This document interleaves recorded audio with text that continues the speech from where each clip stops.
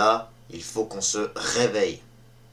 Salut à tous, aujourd'hui on se retrouve pour faire cet avant-match entre Wolverhampton et Arsenal, match qui va se jouer demain dans le stade de Molineux en Première Ligue. Là par contre, il va falloir absolument qu'on se réveille et que surtout on gagne les 3 points.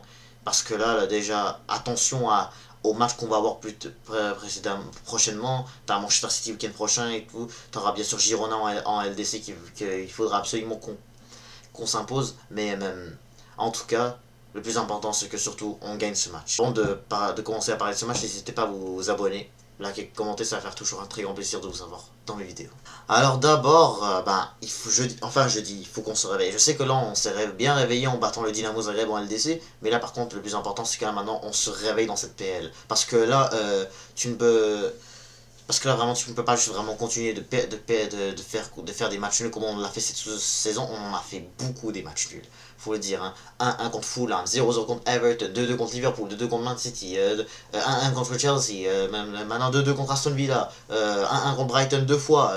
En tout cas, on en a eu plein des matchs nuls, vraiment on en a eu plein. Et là il faut vraiment que ça arrête pour de vrai parce que là maintenant tellement on a du mal à gagner nos matchs, on a eu du mal à gagner nos matchs de première ligue récemment. Tottenham, voilà, c'était quand même dur malgré qu'on s'est réveillé juste après être mené 1-0. Mais même à ça, il faut que ça s'arrête. Parce que là, il faut que ça s'arrête vraiment ces matchs nuls vraiment. Je sais, on a eu pas vraiment de problème par ça à une équipe du Dynamo Zagreb que, oui, je sais, j'ai pas sous-estimé, mais comme on devait normalement être censé les battre sans aucun problème.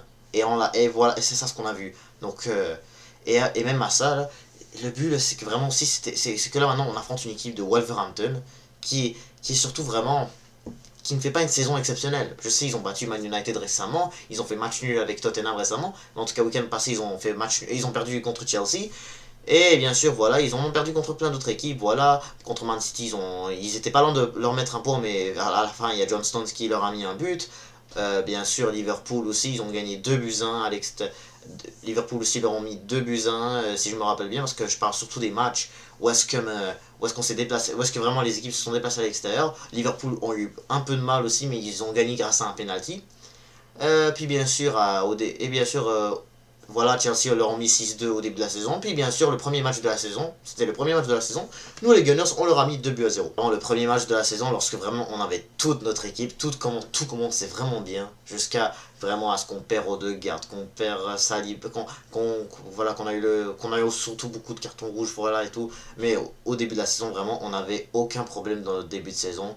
On commençait hyper bien, voilà, et c'était un très bon début. On a marqué Kai Havertz qui a marqué le premier but de la saison, Bukayo Saka qui a mis un superbe but, mais là il n'y a pas de Saka, donc qu'est-ce qu'on va faire? En tout cas, il faudrait quand même que je me calme un peu, parce que quand même, j'ai vu j'ai trouvé en tout cas un très bon match de la part surtout de notre attaque. Et le plus important, c'est que là maintenant on a notre retour de Ethan Nwaneri, donc vraiment ça va vraiment nous aider beaucoup plus à pouvoir nous imposer, malgré que voilà, malgré qu'absolument il faut que toute l'équipe vraiment elle se réveille. Mais surtout aussi, qu'est-ce qu'il faut prendre en compte avant de parler de notre équipe? Par contre, il faut qu'on parle aussi des autres équipes. T'as Liverpool, ils vont recevoir Ipswich à domicile. On va voir qu'est-ce qui va se passer dans ce match-là, malgré qu'on voit tous Liverpool s'imposer quand même. Liverpool qui est vraiment instoppable récemment, toujours continue de gagner là. Donc littéralement, ça va être littéralement impossible de voir. Je suis même pas sûr. Ipswich déjà ils se sont fait prendre un 6-0 par Man City le week-end passé. Donc comment on peut voir Ipswich Town faire être une victoire à Anfield? Mais non, Liverpool devrait gagner très facilement demain. Donc il faut qu'on gagne nous demain. Nous aussi là, Nottingham Forest je ne sais pas, ils jouent contre qui eux, mais comme je vais voir tout de suite. Je vais en voir quand même un match difficile un peu, pas quand c'est face à Bournemouth, parce que on connaît bien Bournemouth, ils sont vraiment impressionnants cette saison. Ils nous battent 2-0, ils battent City demain, ils battent Manu 3-0, ils battent Chelsea. Non, ils font match nul 2-2 avec Chelsea. Voilà, ils perdent. Ils arrivent à battre Tottenham, bien sûr. On connaît bien, ils ont battu récemment Newcastle 4-1 récemment. Je voulais le mentionner quand même parce que c'était un résultat très impressionnant. Donc imaginez si on leur fait la même chose au match retour en Carabao Cup. Ça se pourrait qu'on pourrait y croire, mais là, c'est encore un peu loin pour y croire. Là, vraiment, il faut qu'on concentre déjà sur nos matchs un à la fois. Bref, donc sinon, à part ça, bah, tu as Chelsea, bah, ils vont se diriger vers l'Etihad Stadium. Chelsea, voilà, ils se sont bien réveillés après leur victoire 3-1 contre Wolverhampton. Bien sûr, pas après vraiment le faux pas qu'ils ont eu avec les 5 matchs sans victoire. Si je me trompe pas, là, tu vois, tu fais 0-0 avec Everton, tu perds 2-1 contre Fulham, tu perds 2-0 contre l'Ipswich, tu perds. Non, tu fais match nul 1-1 contre Crystal Palace, tu fais match nul 2 buts partout contre Bournemouth, voilà. Il y a eu plein de matchs que Chelsea se sont pas imposés, on l'a vu bien, on l'a bien vu. Et puis voilà, ça s'est arrêté, oui, lundi dernier, après le match contre le Wolverhampton. Donc, et là maintenant, ils vont se rendre à l'Etihad Stadium face aux Citizens, aux hommes de Pep Guardiola. On va voir ça avec qui va gagner ce clash là parce que quand même ça semble être un match très intéressant. Il y a beaucoup de gens qui vont penser que c'est Chelsea qui vont gagner, dont moi d'ailleurs, mais quand même il y a Manchester City, ils viennent tout juste d'avoir l'arrivée de Omar Marmoush à Manchester City, donc vraiment ça va être une signature très importante pour les hommes de Pep Guardiola. Et déjà ça commence à m'effrayer un petit peu hein, parce que comme vous savez ce week-end prochain c'est nous qu'on va les recevoir à l'Emirates Stadium, donc je commence vraiment à me paniquer un peu sur cette équipe de Pep Guardiola parce que on les connaît bien, on a vu comme je l'ai mentionné, voilà Manchester City, voilà, malgré voilà qui parfois il peut avoir du mal, mais ça arrive à tout moment qu'ils peuvent se réveiller. Et on sait tous que cette équipe de Chelsea, cette équipe de Enzo Maresca n'est jamais de la vie cette saison une équipe à prendre à la légère. Franchement, parce que quand même, normalement, Chelsea, peut-être qu'ils peuvent avoir des faux pas contre n'importe qui, à perdre vraiment comme impressionnant, d'une façon très impressionnante. Mais quand même, ça n'empêche pas que, voilà, il faut toujours se dire que Chelsea n'est jamais à prendre à la légère. Ils ont vraiment une équipe vraiment terrible, une équipe vraiment redoutable. Alors, c'était le mot que je cherchais, c'était redoutable parce que oui, c'est une équipe vraiment redoutable avec Pedro Neto, avec bien sûr Cole Palmer, Nicolas Jackson qui fait parfois qui arrive vraiment, qui fait des bons matchs malgré qu'il y a eu souvent des rencontres où est-ce qu'il a fait des ratés n'importe comment, mais par la suite faut mentionner Cole Palmer, voilà, je l'ai dit. Enzo Fernandez, faut jamais sous-estimer ce joueur-là, la vérité, malgré que des fois ça va mal, des fois ça va bien, mais puis aussi, et bien sûr, faut pas oublier non plus Madueke, qui est aussi un attaquant très redoutable dans cette équipe des Blues. Mais en tout cas, ça semble être une rencontre assez incroyable.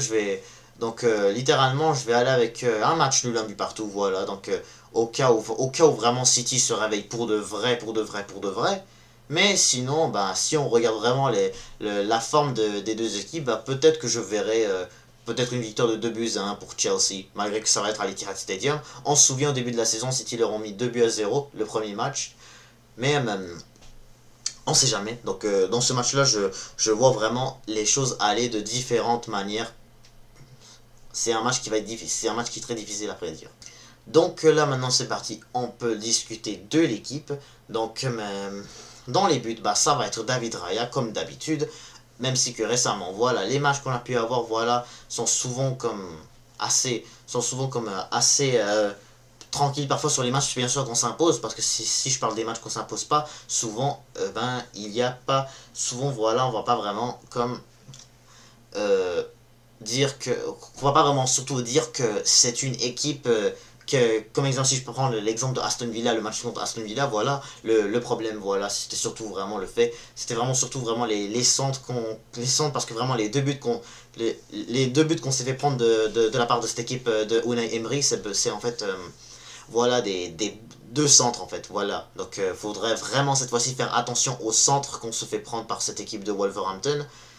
Ils ont quand même des joueurs assez à ne pas sous-estimer déjà dans cette équipe de Gary O'Neill. Aussi, faut préciser qu'en tout cas, ils ont dans leur équipe un joueur que nous les Gunners, on essaye d'aller chercher. Et ben, il s'agit de Mateus Cunha. Je ne sais pas est-ce qu'on va vraiment le prendre ou pas, mais en tout cas, j'entends toujours pas du tout de date d'arrivée de tel attaquant pour vraiment faire telle signature. Et là, on entend que vraiment beaucoup de choses vraiment qui bougent. Est-ce que ça va être Gyökeres qu'on va les prendre? Mais peu importe, nous, ce qu'on a vraiment besoin, c'est de surtout avoir deux attaquants au cas de un blessé. Ensuite, dans la défense, bah, logiquement, bah, toujours pas de Saliba. On l'espère. On espère bien sûr qu'il continue de bien sûr s'entraîner avant et que bien sûr qu'il soit bien en forme avant d'aller affronter les hommes de Pep Guardiola dimanche prochain à domicile. Donc, sinon, ça va être toujours Kivior, Gabriel avec Timber. Et fort probablement, Partey, parce que je pense que Zinchenko devrait s'en aller bientôt vers Dortmund. Mais, littéralement, c'est ça la défense qu'on va toujours devoir faire pour affronter cette équipe de Wolves.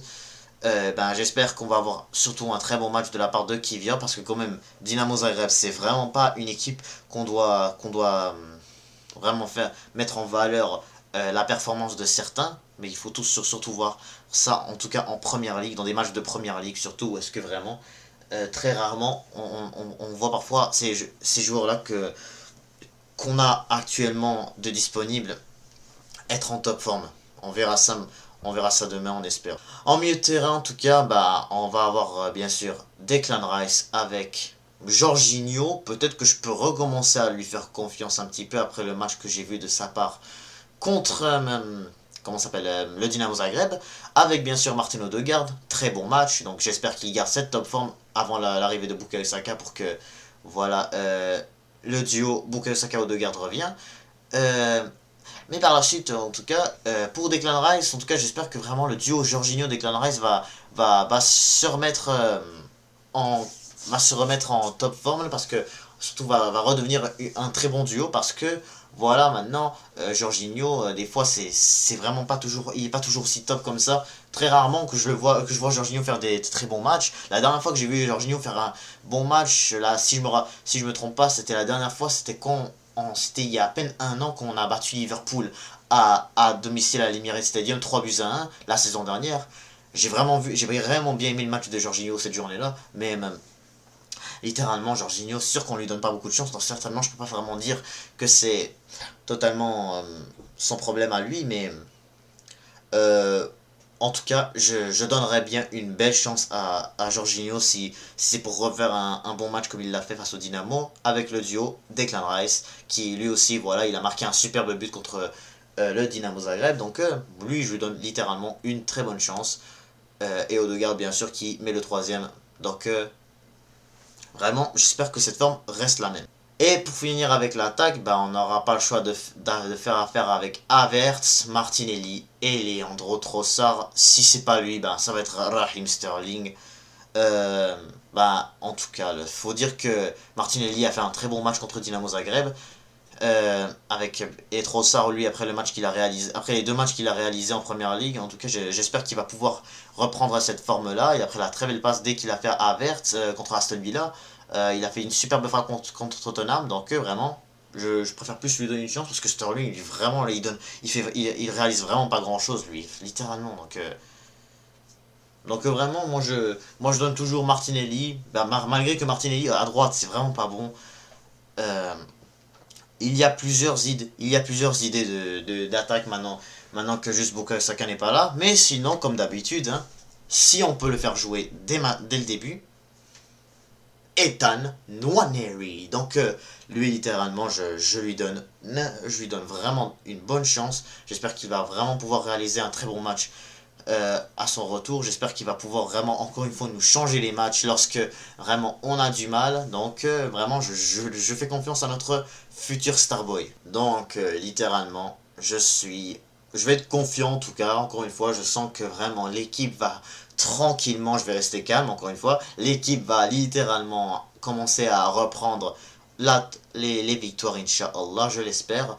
En tout cas, moi, je vais rester confiant, je vais rester positif, et je vais aller avec une victoire de 2-0 comme au match aller à domicile. Donc j'espère qu'à l'extérieur, on n'aura pas du tout de mal face à cette équipe de Wolverhampton. J'irai peut-être avec un but de Martinelli. Allez, je vais être gentil, je vais donner peut-être un but à Martinelli. Et sinon pour le deuxième, peut-être un but de Ethan Nwaneri, Inch'Allah. J'espère que lui, il va reprendre confiance avec les Gunners. Donc vraiment, j'espère que vraiment on aura un bon match pour notre équipe. Donc ça va être la fin de ce débrief. N'hésitez pas à vous abonner, liker, commenter, et je vous dis à toutes.